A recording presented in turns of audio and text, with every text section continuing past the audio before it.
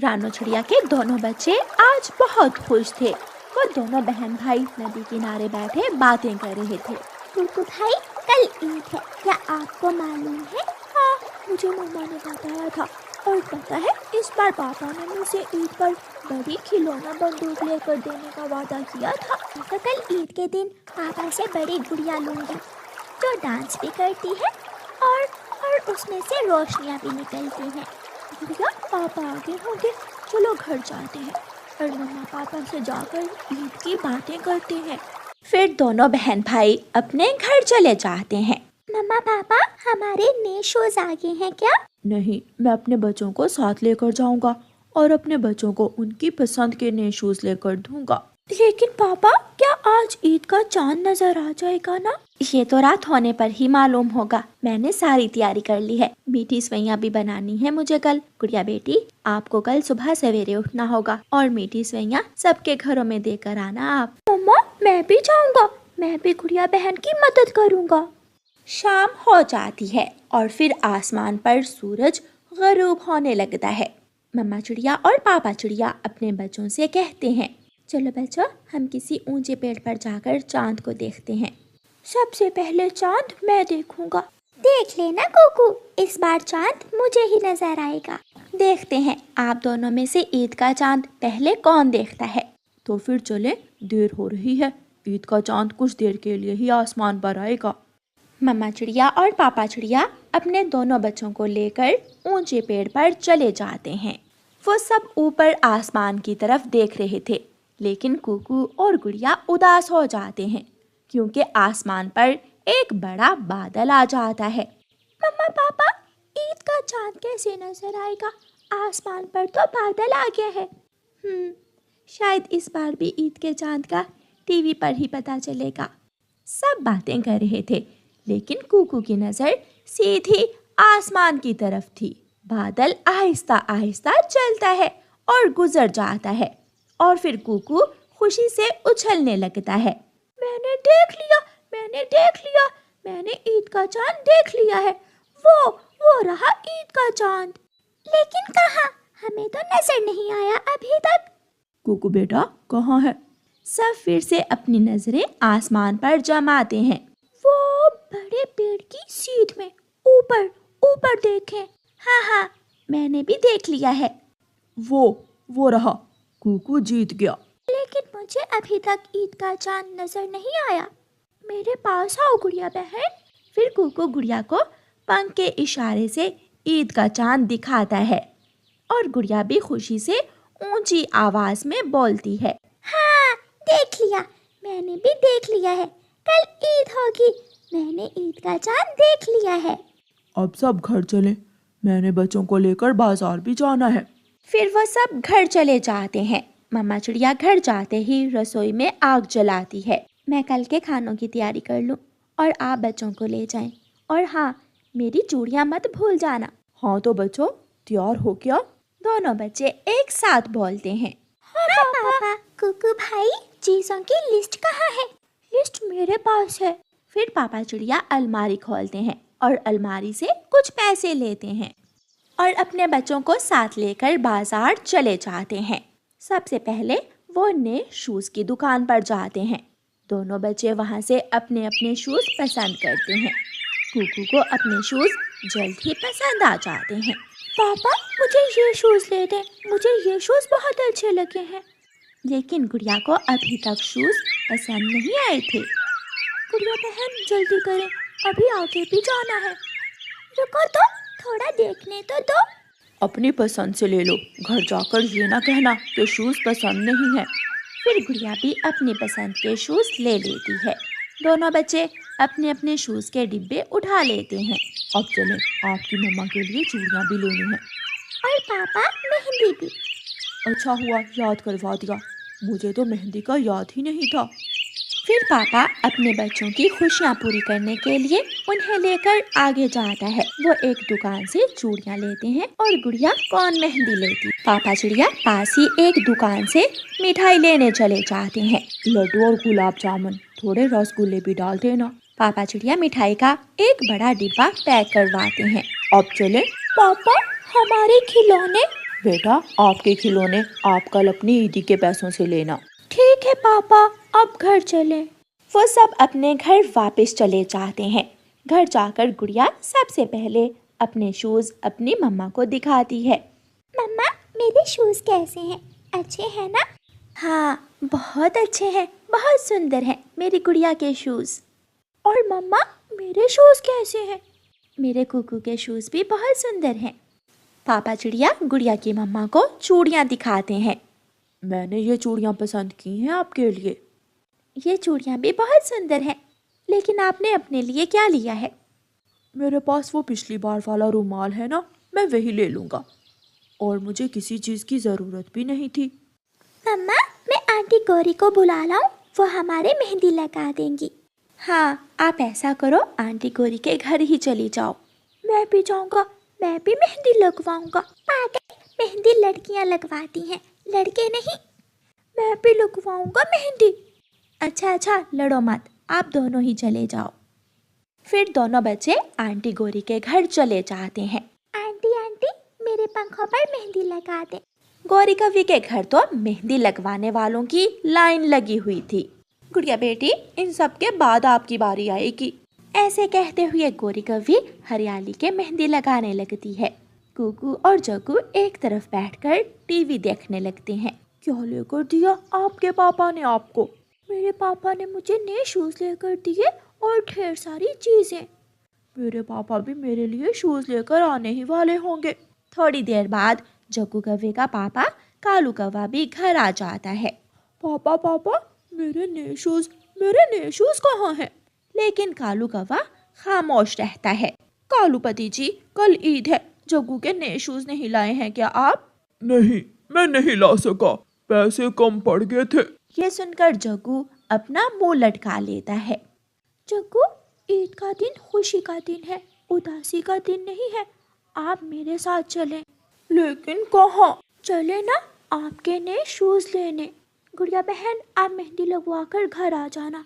मैं जग्गू भाई के साथ जा रहा हूँ। मम्मा, मैं जाऊँ? हाँ, चले जाओ। फिर जग्गू कुकू के साथ चला जाता है। पापा, जग्गू के पास नए शूज नहीं है, इसे भी नए शूज लेते। कुकू बेटा, बाहर तो अंधेरा हो गया है। पापा, बाहर तो इतनी रौनक है, सब बाजार सजे हुए हैं, हम दोनों दोस्त ले आएंगे, बस आप पैसे दे दें।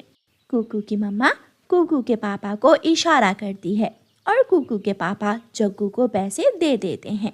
दोनों दोस्त नए शूज लेने चले जाते हैं। गुड़िया भी अपने पंखों पर मेहंदी लगवा लेती है। जग्गू नए शूज लेकर बहुत खुश था।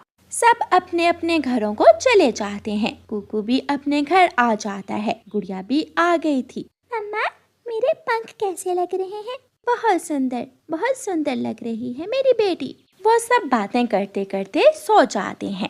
चांद रात गुजर जाती है और फिर आ जाता है ईद का दिन। कुकू की मम्मा ने सुबह ही उठकर मीठी सेवइयां बना ली थी। गुड़िया और कुकू सब पड़ोसियों के घरों में मीठी सेवइयां लेकर जाते हैं। कुकू और गुड़िया अपने पापा के साथ ईद की नमाज पढ़ने जाते हैं और फिर सारा दिन वो जंगल के बाजारों में घूमते हैं, क्योंकि जंगल के बाजार तो आज बहुत सजे हुए थे। ऐसे जंगल के पक्षी ईद की खुशियाँ मनाते हैं। प्यारे दोस्तों, आप सबको हमारी तरफ से ईद की शुभकामनाएं। रानो चिड़िया की ऐसी कहानियाँ सुनने के लिए YouTube सर्च बार में रानो चिड़िया की कहानी लिखें या फिर ये बटन दबाकर बोलकर कहें रानो चिड़िया की कहानी।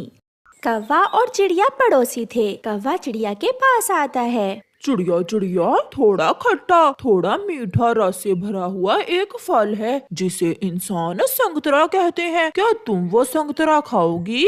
ये सुनकर चिड़िया के मुंह में पानी आ जाता है। हाँ कौवे भैया, मगर हमें वो फल मिलेगा कहाँ से? बहुत आसान है, हमें वो फल किसान के खेत से मिलेगा।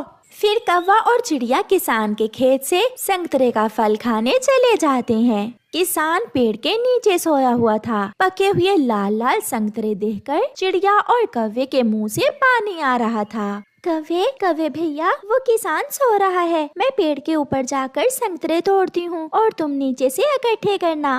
और फिर हम जंगल में जाकर मजे मजे से खाएंगे। फिर वो ऐसा ही करते हैं। चिड़िया पेड़ के ऊपर बैठ जाती है, वो संतरे तोड़ तोड़ कर नीचे गिराती है और कालू कौवा संतरे इकट्ठे करता है। बेख्याली में चिड़िया से एक संतरा किसान के सर के ऊपर गिर जाता है, जिससे वो किसान जाग जाता है।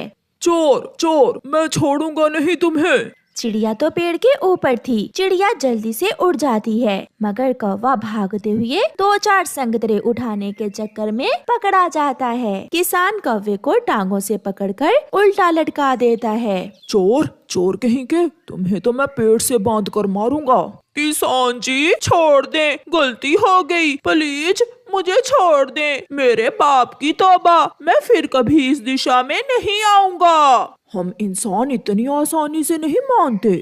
चिड़िया घबराई हुई जंगल जाती है। मिठू मिठू जल्दी करो, कुछ करो, कौवा पकड़ा गया है, कौवा पकड़ा गया है। चिड़िया रानी कुछ बताओ भी, हुआ क्या है? मैं और कौवा किसान के खेत से संतरे खाने गए थे। किसान जाग गया, मैं तो भाग आई, मगर कालू कौवा पकड़ा गया है।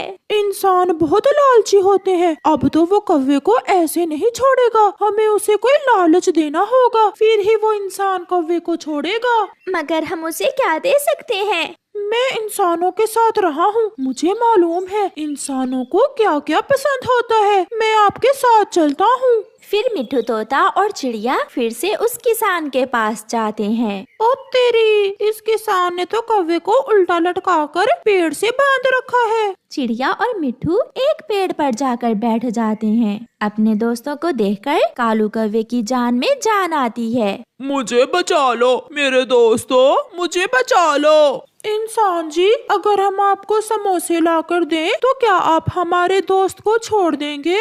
नहीं, मुझे समोसे पसंद नहीं है। तो फिर क्या आप मीठी जलेबी खाओगे?